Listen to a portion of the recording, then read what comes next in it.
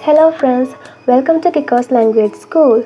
Before we start today's lesson, please click the subscribe button and join us. In an introduction video, we learned what Katakana writing system is. I have put the link to that video in the description box below. If you still haven't watched it, you can take 3 minutes to watch it to get an idea about the writing systems in Japanese language. And if you haven't subscribed to Kiko's Language School, click the subscribe button and join us. Thank you. Let's begin the video. Ganbarimashou. First, let's learn how to write today's letters. I have shown you the stroke order. You can pause the video and write them down step by step.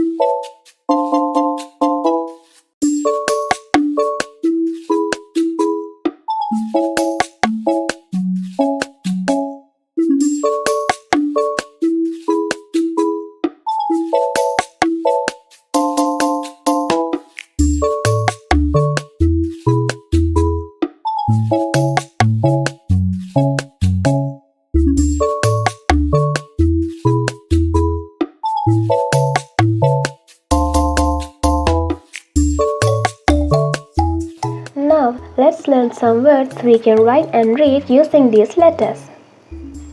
I, Keki, cake. Cookie, cookie.